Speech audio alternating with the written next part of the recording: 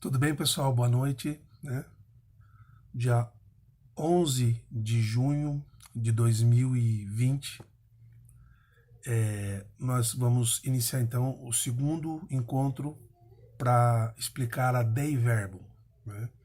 Eu vou começar sintetizando os 4 primeiros parágrafos, tudo bem? Bem, se você...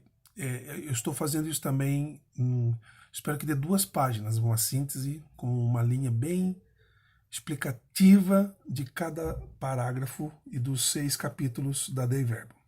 Bem, o primeiro parágrafo da Dei Verbum, do Concílio Vaticano II, lembrando todo o histórico que nós abordamos, o nascimento da Dei Verbum se dá exatamente pelas situações cismáticas do século XVI com os protestantes, então precisou sempre se atualizar. Então vai ter uma atualização. Eu vou mostrar hoje um manual de dogmática para vocês, onde acontece toda a construção da fé católica, né?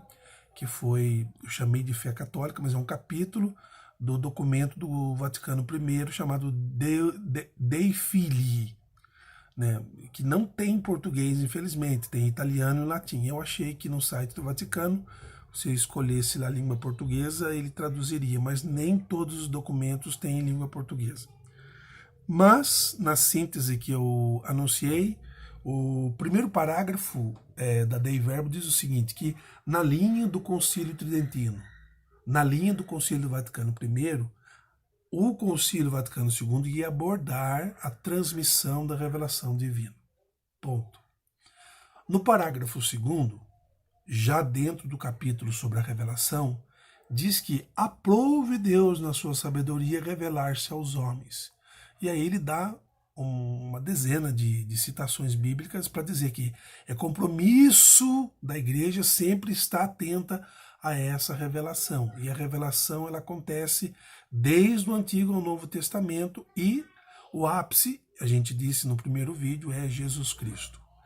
No parágrafo 3º, é preciso saber que entre o Antigo e o Novo Testamento houve momentos específicos e a gente precisa conhecer os livros, né? Por exemplo, nós que estamos em formação contínua, é bom que a gente saiba, conheça que existe a Torá. A Torá é o livro dos judeus, é o Pentateuco, os 5 primeiros livros da Bíblia. Bem, mas não é só nessa história, né, nesse evento primordial da revelação de Deus exodal, né, ali no capítulo 3, onde Deus diz que diz que está, né? O Frei Carlos Mestre escreveu um artigo intitulado que Deus tá que tá, eu tô que tô, né?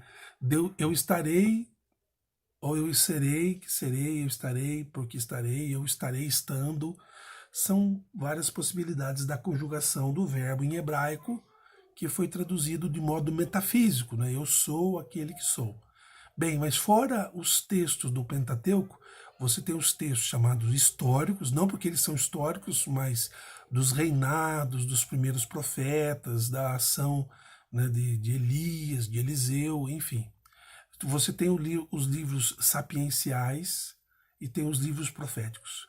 Você tem essa gama de livros que no Concílio de Trento, o novo ordenamento já enjamna lá um pouco antes do nascimento de Cristo, houve um concílio judaico que definiu os livros ditos pelos judeus revelados. E a Igreja Cristã Católica aceitou esses livros e há uma divergência de 7 livros entre o pensamento de Lutero e o pensamento católico. E isso foi resolvido no Concílio de Trento, na Contra-Reforma. Tudo bem? Muito bem. Então o parágrafo 3º vai falar de Abraão até os profetas. Patriarcas, Moisés, chegando no caminho do Evangelho. Houve uma preparação dessas epifanias de Deus, esses olhares de Deus que foi se manifestando nos elementos da natureza, né? Você tem, por exemplo, lá no Antigo Testamento, a revelação de Deus antropomórfica, Deus tem jeito humano, etc. E o quarto, depois de muitas e tantas vezes ter falado pelos patriarcas, profetas, por ações, por situações históricas, falou-nos Deus através do seu Filho Jesus Cristo. Então hoje eu encerro o capítulo 1 com o número 5 e 6. Né? No número 5, você tem ali a questão, né, que a revelação de Deus, essa revelação de Deus, ela acontece porque Deus quer livremente, né, é uma repetição de todo o capítulo 1 da vontade de Deus de fazer-se conhecer. A vontade de Deus de fazer-se conhecer. E esse conhecimento de Deus, ele acontece na medida em que a igreja, a comunidade, ela tem o auxílio do Divino Espírito Santo para receber com suavidade e tenha o assentimento e a adesão à verdade divina. Número 5. E o número 6, para encerrar, para que essa revelação seja plena, para que a revelação seja de modo sistemática, acolhida e aceita pelo homem, a revelação ela acontece para bem comunicar os decretos à capacidade da inteligência humana. Né? Então o concílio professa que Deus, princípio e fim de todas as coisas, né, não só quer fazer-se conhecer pela razão natural, mas também pelo ato de fé. Bem, na história, o Concílio de Trento tinha uma filosofia onde eles tentavam, e com bom êxito, fazer com que a fé conversasse muito bem com a teologia, né? Fides et ratio, né? Eu falei do documento do Papa João Paulo II, mas no século XVI era com o tomismo, com o pensamento, com a síntese que Tomás de Aquino faz do pensamento de Aristóteles, e aí ele vai fazendo sínteses da fé que vai chamando de suma, então, suma teológica, suma contra os gentios, ou questiones disputates, questões que são disputadas de acordo com as dificuldades que a academia, a universidade ou o povo, mesmo em grande parte analfabeto, levava até a sua consciência. Né? Bem, no primeiro encontro eu falei desse livro aqui, ó, História das Heresias, Rocco Frangiotti. Aqui você tem todas as heresias, né, que foram construídas ao longo dos séculos e que necessitou da ativação da igreja para um concílio, para resolver um problema, seja local, seja mais amplo, né, que a gente chama de universal. Eu não me lembro, não olhei no grupo, mas eu enviei para o Anderson uma tradução do Denzinger. Denzinger é do magistério da igreja. O Denzinger, ele é uma enciclopédia, um dicionário, uma enciclopédia. Esse é em espanhol. Eu, sinceramente, não sabia que tinha língua portuguesa. Engraçado que o texto que eu achei, que eu mandei para o Anderson, ele tem, na antiguidade, o grego e o português, e depois de um certo século, o latim e o português. Então, você pode fazer uma experiência legal de estudo. Tá? O Denzinger é importante. Aqui tem tanto a atuação dos papas como dos concílios, seja concílios universais, que foram para toda a igreja, ou concílios pontuais, concílios regionais. E hoje, já que eu falei para vocês, pesquisem por curiosidade, né? O De Fide Católica, que é um tema da Dei Filii do Concílio Vaticano I, eu trouxe um manual de dogmática do Karl Barthmann, né? E Karl Bernardo Barthmann, da Teologia Dogmática. Né? Bem, esse livro aqui é uma raridade, eles são 3 volumes. Esse aqui, por exemplo, ele trata da revelação, da fé, de quem é Deus e da criação. Ele é pré-Vaticano II, mas é muito bom. Por quê? Porque ele mantém a reflexão da tradição e do magistério atual e do concílio. Houve também ali, na Idade Média, uma briga, porque quem tinha a última palavra, o Papa ou o concílio? Então houve uma doutrina chamada conciliarismo, como se o concílio tivesse mais poder do que o Papa. Na verdade, há uma harmonização para quê? para que a escritura, a tradição e o magistério tenham o mesmo peso para o ensino dos fiéis cristãos em todo o mundo e em todos os tempos. Bem, o capítulo 2 fala da transmissão divina. A transmissão divina, ela acontece porque Cristo, enviado de Deus, no número 7, ele outorga, ele assume, ele envia os apóstolos a pregar o evangelho. Né? Mateus 28, 19 e 20. Eis que ide, pois, e anunciai o evangelho a todos os povos, batizando-os em nome do Pai, do Filho e do Espírito Santo. Quer dizer, é uma convocação, um envio, né, divino e uma catequese trinitária já sacramentológica, ou seja, já inserindo as pessoas no seio da Trindade. Né?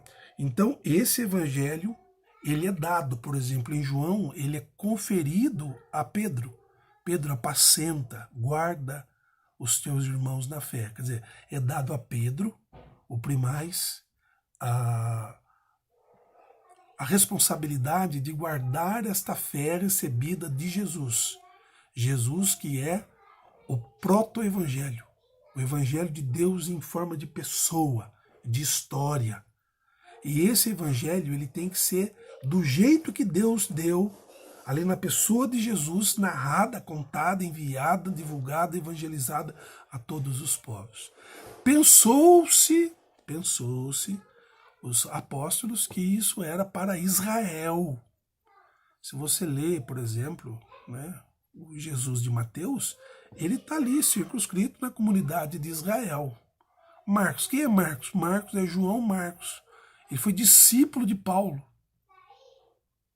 Não deu muito certo. Paulo teve que trocar depois o companheiro de viagem. Mas João Marcos acaba escrevendo o evangelho e é o mais antigo, é o mais sintético, tem apenas 16 capítulos, perto de Mateus, que tem 28. E Marcos escreve o evangelho para uma comunidade compreender que Deus é Jesus e Jesus é Deus. Então o capítulo 8 de Marcos é importantíssimo, né? Quem diz os homens que sou eu? E lá na cruz, quando ele está a morrer, o pagão vai dizer, este é verdadeiramente o Filho de Deus. Né? Então também os pagãos, que é uma iniciativa de Paulo. Paulo tentou ir para o judaísmo, ele que era fariseu, ele que era da trupe farisaica, e não teve tanto sucesso, então ele foi para a Grécia, ele foi para os países pagãos para poder evangelizar. Então ele amplia esse mandato de Jesus de levar a boa nova. E a igreja confia o evangelho aos seus sucessores. Então o proto-evangelho, que é Jesus, ele é entregue aos 12, concebendo os 12 como Matias, que entra no lugar de Judas Iscariotes, e eles espalham a boa nova, né, da Galileia para Jerusalém, de Jerusalém para o mundo, para Roma, para todas as partes, batizando-os em nome do Pai, do Filho e do Espírito Santo, e Paulo escrevendo cartas e também evangelizando toda a dimensão pagã, Paulo, Apolo e seus discípulos, Pedro e suas comunidades, Tiago e suas comunidades, cada um vai para um canto da Europa e da Ásia anunciar a boa nova do Evangelho. Número 8, essas tradições, né, apostólicas, elas foram transmitidas aos apóstolos, que no Antigo Testamento, no Novo Testamento, até mesmo na carta de Paulo a Timóteo,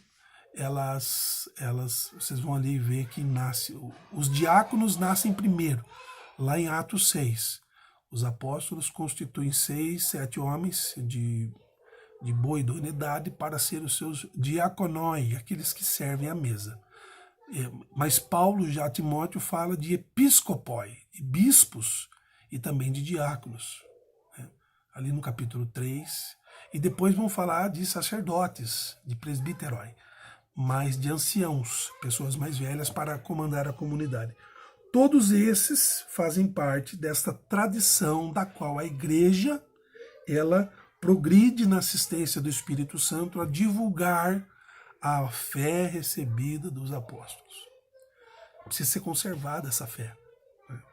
Então, a Sacrosanto Concílio diz que, repetindo os concílios Tridentino e o Vaticano I, a fé recebida de Jesus, o proto-evangelho, escrita nos textos do Novo Testamento, transmitida ali pela patrística, ela chega até nós através da unicidade da fala, da linguagem, da competência, da tradição, de todos os atributos que se manteve na tradição católica.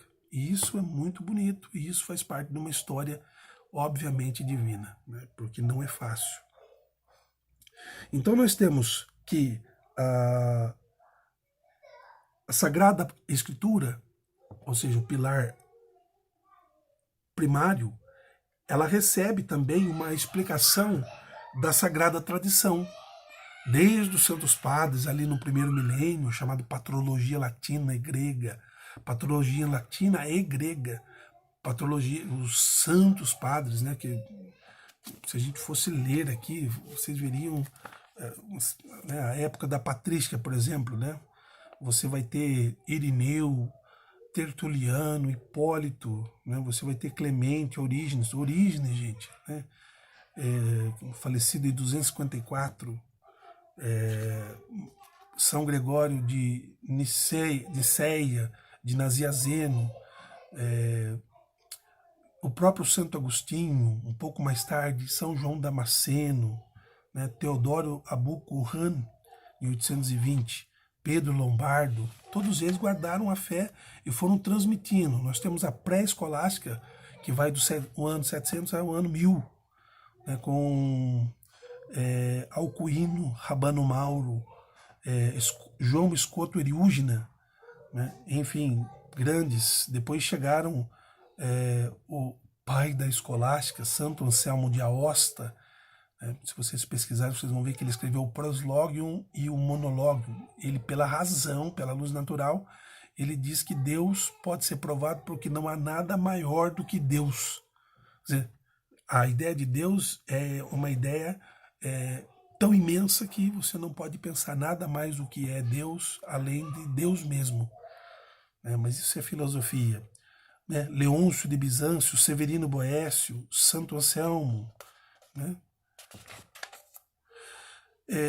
Que retomam até chegar, por exemplo, no auge da patrística com o Tomás de Aquino, né? Mas você tem Alexandre de Ales, você tem Santo Alberto Magno, que é mestre de Tomás de Aquino, e São Boaventura, que morre em 1274, no mesmo ano, é um franciscano de Tomás de Aquino, que é o pai, né, que nasce em 1225, morre em 1274 também, que é o pai da escolástica. Depois continua na Idade Moderna alguns grandes pensadores que fazem com que, segundo o Bernardo Bartman,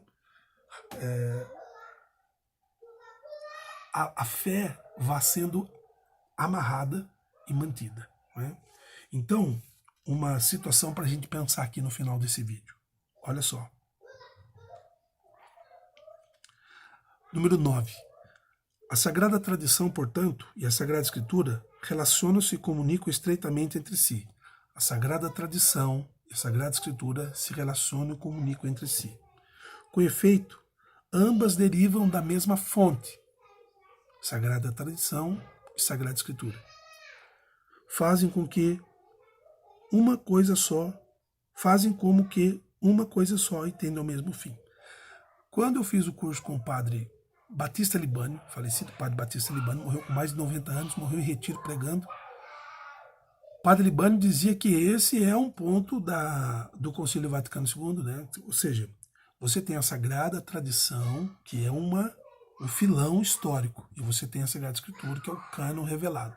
Bem, a Sagrada Tradição é inspirada por Deus, pelo Espírito Santo, e a Sagrada Escritura também, inspirada por Deus, pelo Espírito Santo. As duas fazem com que seja uma coisa só, porque tendem à mesma finalidade. A Sagrada Escritura é a palavra de Deus enquanto foi escrita e inspirada por Deus pelo Espírito Santo. E a Sagrada Escrição, a Sagrada Tradição, por sua vez, transmite integralmente, através dos sucessores dos apóstolos, à luz do Espírito Santo da verdade, né? Conserva, expõe, difunde fielmente a pregação da Escritura. Então, assim, não a gente celebrou a Santíssima Trindade, que não é fácil de entender, então a gente está na mesma linha. O Espírito Santo, ele é um motor que une a Sagrada Tradição e a Sagrada Escritura. Esse é um tópico de dificuldade dentro do documento. Por quê? Porque, se você lembrar, Lutero está dizendo, não, somente a Escritura, ele estava negando a tradição. Né? Inclusive, o Bernardo Bartmann, né? Ver se eu acho aqui rapidamente.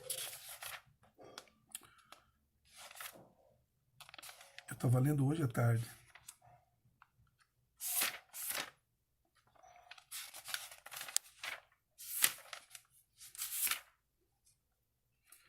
Eu acabei tirando, né? Aí fica difícil, né?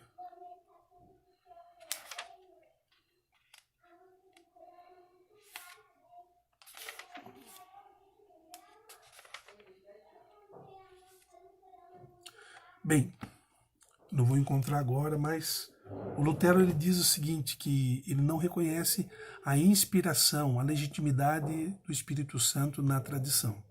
Bem, vamos encerrar a nossa aula de hoje, né, com a ideia de que a Sagrada Tradição e a Sagrada Escritura constituem um só depósito sagrado da Palavra de Deus. Essa é a fé da Igreja, como diz no batismo, ao qual professamos sinceramente, né, a qual professamos sinceramente e dizemos amém a Deus. Né? Agora, para interpretar autenticamente a palavra de Deus escrita ou contida na tradição, foi confiado ao magistério, olha só, vivo da Igreja, cuja autoridade é exercida em nome de Jesus Cristo. Então, a Sagrada Tradição, vamos numa ordem que eu acho que deve ser dita. A Sagrada Escritura, inspirada através dos cânones e dos livros.